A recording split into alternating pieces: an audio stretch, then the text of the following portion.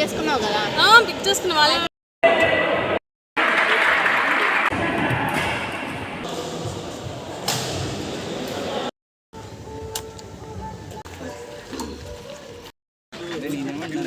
నా జీవితంలో ఒక్కరోజు కూడా నేను ఇంత త్వరగా లేచి ఆఫీస్కి అయితే త్వరగా వెళ్ళలేదు కానీ ఆఫీస్లో ఇలాంటి అదర్ యాక్టివిటీస్ ఉంటే మాత్రం ఖచ్చితంగా ఒక గంట ముందరే ఉంటాం, ఒక్క నిమిషం కూడా లేట్ అవ్వము. నేనే కాదు, నాలాంటి వాళ్ళు చాలా మంది ఉంటారు. ఆఫీస్ కంటే లేట్ ఉంటాం కానీ ఆఫీస్లో ఏమైనా ఈవెంట్ జరుగుతుందంటే మాత్రం ఖచ్చితంగా ముందు ఉంటాం. మా ఆఫీస్లో ఇలాంటి ఈవెంట్స్ నెలకో 2 నెలలకో 3 నెలలకో ఏదో ఒకటి జరుగుతూనే ఉంటాయి. ఆ రోజు వచ్చిందంటే మాత్రం మనం భలే యాక్టివ్ అయిపోతాం.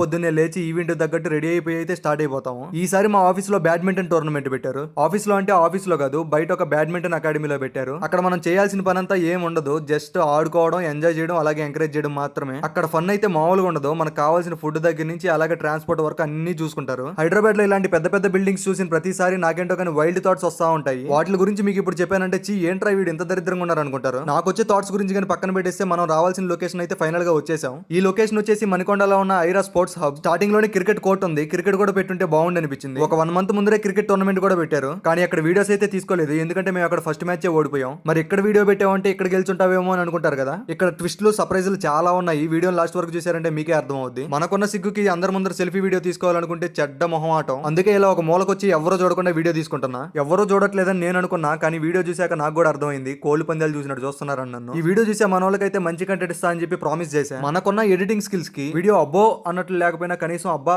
అన్నట్లయినా ఉండాలని చెప్పి ఇలాంటి సాహసాలు అయితే చేస్తున్నా. అలాంటి ఇంట్రోవర్ట్ సాహసాలు మీకు నచ్చినట్లయితే నలుగురికి షేర్ చేయండి, అంతా మంచి జరుగుద్ది మీకు. ఇలాంటివే చిన్నప్పటి నుంచి చూసి షేర్ చేసి మోసపోయా నేను. లోపలికి వచ్చి చూస్తే ఎవరి పాటికి వాళ్ళు ఆడుకుంటా ఉన్నారు, మాట్లాడుకుంటా ఉన్నారు. ఎప్పుడు స్టార్ట్ చేస్తారా అనుకుంటా ఉన్నా. ఈ లోపే అందరిని పిలిచారు ఒక దగ్గరికి. వీళ్ళలో నాకు ఒక్కరు కూడా తెలియదు. నాకు తెలిసిన వాళ్ళేమో ఇక్కడికి ఎవరూ రాలేదు. ఈ లోపే గుంపులోంచి నా దగ్గరికి ఒక అమ్మాయి మెరుపు తీగలాగా వచ్చింది, హాయ్ అంటూ. ఆ అమ్మాయి ఆఫీస్ లో నా టీమే, నాకు కొలీగ్ వర్స్ అవుద్ది. ఆ అమ్మాయి వస్తున్నట్టు నాకు తెలియదు, నేను వస్తున్నట్టు ఆ అమ్మాయికి తెలియదు. పోనీలే కనీసం ఒకరన్నా తెలుసు అని చెప్పి నా మనసులో నేనే సునకానందం పొందే. ఇక్కడ వచ్చిన వాళ్ళలో ఎవరు కూడా ప్లేయర్స్ లా కనపడట్లేదు కదా అని మీరు అనకండి, ఎందుకంటే ఇక్కడ ఉన్న వాళ్ళు ఎవరైనా ఈ వీడియో చూసారంటే మనకైతే కంపెనీ బహిష్కరణ ఉంటదేమో. ఇక్కడికి వచ్చిన వాళ్ళలో డైరెక్టర్లు, టీమ్ లీడ్లు, పీపుల్ లీడ్లు, అసోసియేట్లు, అనలిస్టులు, మేనేజర్లు అందరూ ఉన్నారు. వీళ్ళలో ఒక్కరు మన వీడియో చూసినా కింద కామెంట్ చేసేయండి. ఈ మీటింగ్ అయిపోగానే టిఫిన్ పెట్టారు. నెక్స్ట్ మంత్ మ్యాచ్ ఉంది కాబట్టి ఎక్కువగా తింటే ఆడలేనని చెప్పి కొంచెం తక్కువగానే తిన్నా. ఫస్ట్ ఈ బాక్స్ లో ఉన్న పులిహోర, ఇడ్లీ, వడ మొత్తం తినేసా. ఇది తిన్నాక పొట్టలో అయితే ఇంకా చాలా ఖాళీ ఉంది. ఇక్కడ కూడా చాలా ఐటమ్స్ ఉన్నాయి తినడానికి. ఇక్కడ టాటా గ్లూకోన్ డి కూడా పెట్టారు. ఇది దాగానంటే విమానాన్ని నెట్టకపోయినా కనీసం సెటిల్ అయినా ఆడగలను. ఇంకా ఫైనల్ టచ్ గా ఇక్కడ బనానాస్ అయితే పెట్టారు. ఇవైతే ఖచ్చితంగా మ్యాండేటరీ. మేము ఏ గేమ్ కి వెళ్ళినా కానీ ఖచ్చితంగా బనానాస్ అయితే ఉంటాయి. ఇక్కడ అరేంజ్మెంట్స్ అయితే చాలా బాగా చేశారు. తినడానికి, కూర్చోడానికి చాలా బాగుంది. ఈ గ్యాప్ లో మనం కూర్చొని 2 అట్టిపూలు తినేసాం. ఇది మూడోది. గేమ్ గురించి పక్కన పెడితే మనం ఫుడ్ విషయంలో మాత్రం ఎలాంటి కాంప్రమైజ్ అవ్వము. సారీ, గేమ్ మాత్రం పక్కన పెట్టకూడదు, ఎందుకంటే మనం వచ్చింది గేమ్ ఆడడానికి, కప్పుకోవడానికి. ఇంకా ఫైనల్ టచ్ గా ఒక 4 టాటా గ్లూకో ప్లస్ అయితే తాగేసా. నా చిన్నప్పుడు టీవీలో చూసి టాటా గ్లూకో ప్లస్ దాగి విమానాన్ని నెట్టారు. ఇంకా నేను 4 దాగే కాబట్టి కనీసం ఈ షటిల్ టోర్నమెంట్ కప్ అయినా కొట్టేస్తా. ఇంకా తినేసి అందరు లోపలికి రాగానే గేమ్స్ అయితే స్టార్ట్ చేశారు. ఇక్కడ మొత్తం 3 కేటగిరీలు ఉన్నాయి, single, double, mixed double. Mixed double అంటే ఒక అమ్మాయి, అబ్బాయి టీమ్ గా ఆడాలి. మనకు అంత అదృష్టం లేదు కాబట్టి సింగిల్ తోనే సరిపెట్టుకున్నా.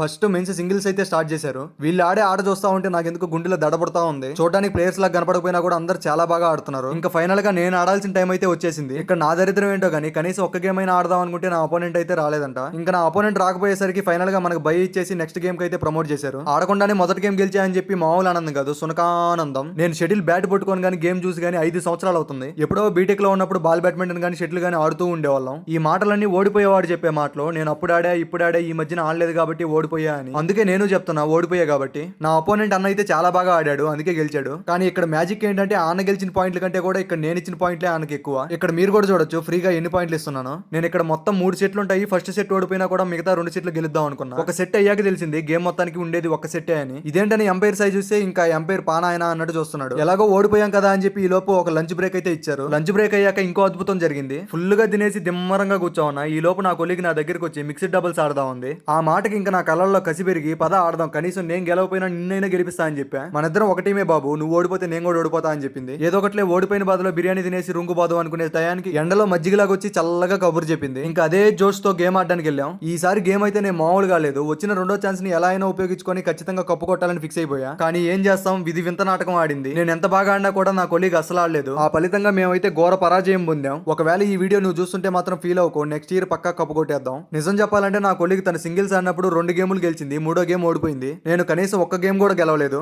ఈ దరిద్రుడు వల్లే ఓడిపోయా అని చెప్పి తను అనుకుంటుంది. ఈ విషయం నాకెలా తెలుసు అంటే మేము ఓడిపోయినప్పుడు తన ఫేస్ చూసా చీ అన్నట్టుగా చూసింది. ఇంకా నేను అప్పుడే ఫిక్స్ అయ్యా ఆట రాని వాళ్ళతో మాత్రం అస్సలు ఆడకూడదని. ఇంకా మరి ఇది మా కంపెనీలో ఆటల పోటీల సంగతులు. మొత్తానికి నేనైతే బాగా ఎంజాయ్ చేసి బాగా ఆడా. వీడియో నచ్చితే లైక్ చేసి కింద హైప్ కూడా చేయండి. ఇలాంటి మరిన్ని వీడియోస్ కోసం సబ్స్క్రైబ్ చేసుకోండి. ఇంకో వీడియోతో మళ్ళీ మీ ముందుకు వస్తా. By by.